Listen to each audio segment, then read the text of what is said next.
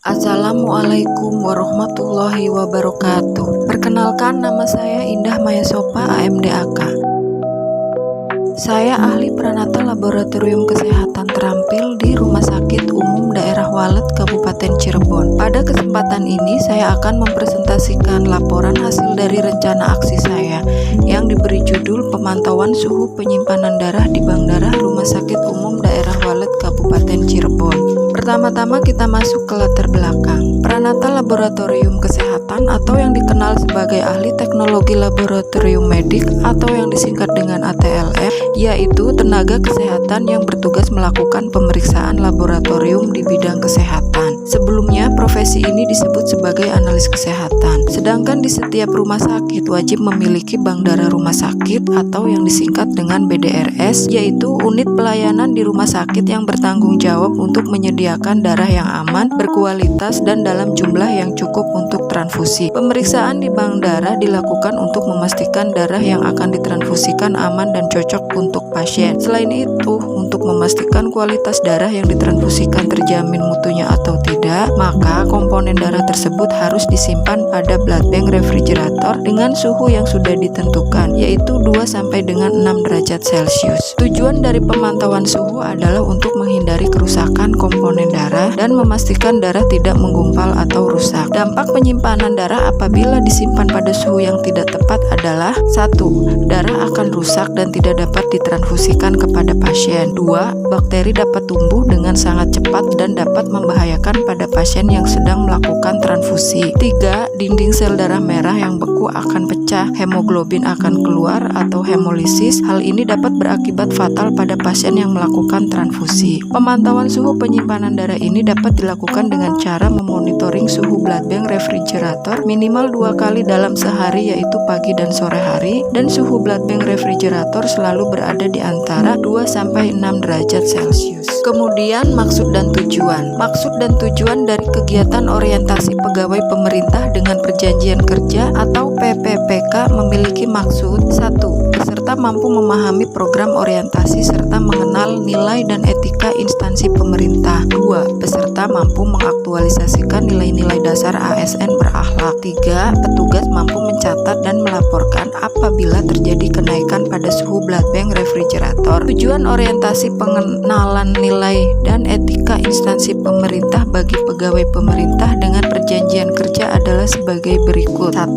Pengenalan tugas dan fungsi ASN. 2. Pengenalan nilai dan etika pada instansi pemerintah. 3. Pemahaman dan penyediaan informasi kepada pegawai pemerintah dengan perjanjian kerja yang baru diangkat. 4. Diharapkan mampu mengaktualisasikan nilai-nilai dasar ASN berakhlak serta dapat melaksanakan program pemerintah di unit kerja. 5. Memastikan bahwa suhu penyimpanan darah selalu stabil. Waktu dan tempat. Orientasi pengenalan nilai dan etika ASN pada instansi pemerintah bagi pegawai pemerintah dengan perjanjian kerja atau PPPK dilaksanakan di RSUD Walet, Kabupaten Cirebon, dan dilaksanakan secara daring dan luring mulai tanggal 10 Maret 2025 sampai dengan 14 April 2025. Berikut ini adalah rencana kegiatan hasil kerja PPPK selama kontrak. Bagian ini akan berisi metrik atau rencana hasil kerja PPPK selama kontrak yang mencakup berbagai tugas, tujuan kinerja, indikator pencapaian, dan waktu perolehan. Kegiatan yang pertama yaitu: 1.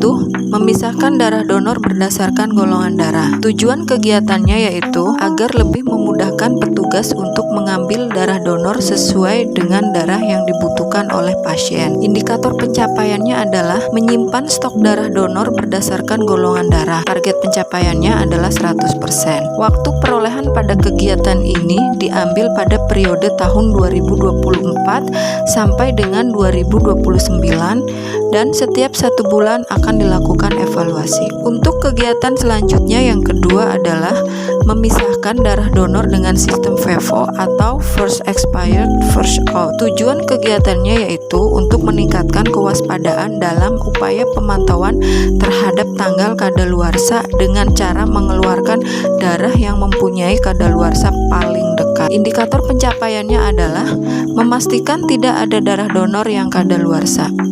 Target pencapaiannya adalah 100%. Waktu perolehan pada kegiatan ini diambil pada periode tahun 2024 sampai dengan 2029 dan setiap bulan akan dilakukan evaluasi. Untuk kegiatan ketiga yaitu menyimpan darah donor ke dalam blood bank refrigerator. Tujuan kegiatannya yaitu untuk menjaga kualitas dan keamanan darah dan produk atau komponen darah. Indikator pencapaiannya adalah terpeliharanya suhu blood bank refrigerator dengan suhu tetap stabil yaitu 2 sampai dengan 6 derajat Celcius. Target pencapaiannya adalah 100%.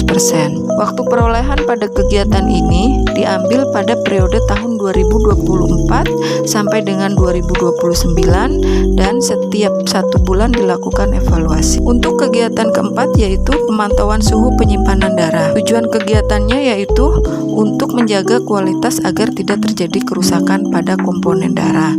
Indikator pencapaiannya adalah untuk memastikan kondisi penyimpanan darah berada pada suhu yang tepat, yaitu 2 sampai 6 derajat Celcius. Target pencapaiannya adalah 100%.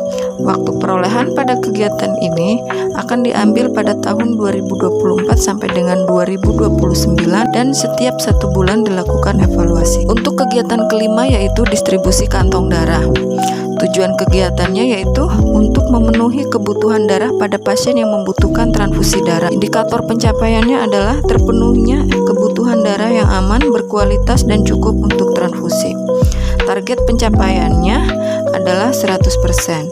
Dan waktu perolehan pada kegiatan ini diambil pada periode tahun 2024 sampai dengan 2029 dan setiap bulan akan dilakukan evaluasi. Berikut ini adalah dokumentasi kegiatan pemantauan suhu penyimpanan darah di Bank Darah Rumah Sakit Umum Daerah Walet. Gambar pertama yaitu petugas sedang memisahkan darah donor berdasarkan golongan darah dengan sistem first expired first out atau yang disingkat dengan FEVO. Untuk gambar kedua, petugas sedang melakukan pemantauan suhu penyimpanan darah. Untuk gambar ketiga, petugas sedang melakukan pengisian grafik suhu pada lembar monitoring suhu blood bank refrigerator. Dan untuk gambar keempat, yaitu petugas sedang melakukan distribusi kantong darah kepada petugas ruangan untuk ditransfusikan kepada pasien. Berikut ini adalah contoh lembar monitoring suhu blood bank refrigerator. Untuk kesimpulan yang dapat saya ambil dari kegiatan orientasi bagi ASN, baik PNS ataupun PPPK di Kabupaten Cirebon selalu mengedepankan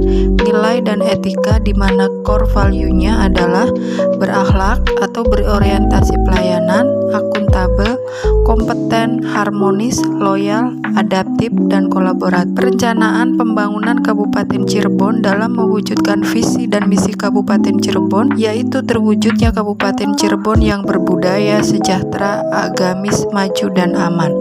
Kaitannya dengan bidang kesehatan, baik upaya kesehatan masyarakat dan upaya kesehatan perseorangan dilakukan untuk mencapai derajat kesehatan masyarakat yang optimal. Derajat kesehatan yang dimaksud meliputi kesehatan badan, rohani atau mental, dan sosial, pengaruhi oleh faktor-faktor seperti kesehatan lingkungan, perilaku, pelayanan kesehatan, dan faktor genetik. Faktor yang dapat mempengaruhi suhu penyimpanan darah adalah panas, cahaya, dan kelembaban. Untuk itu, darah harus disimpan pada suhu 2 sampai dengan 6 derajat Celcius dan harus dipantau minimal 2 kali sehari, yaitu setiap pagi dan sore hari. Karena pemantauan suhu penyimpanan darah merupakan proses yang penting untuk menjaga kualitas darah dan komponen darah. Kita masuk ke saran, yaitu diharapkan adanya dukungan penuh, saling bersinergi dan kontribusi dari seluruh pihak di lingkungan pemerintah Kabupaten Cirebon dalam memajukan dan mencapai tujuan dari ASN PPPK. Saran kedua yaitu pemantauan suhu darah harus disimpan pada suhu 2 sampai 6 derajat Celcius dan harus dipantau minimal 2 kali sehari yaitu setiap pagi dan sore hari. Demikian presentasi yang dapat saya sampaikan. Semoga bermanfaat. Terima kasih. Wassalamualaikum warahmatullahi wabarakatuh.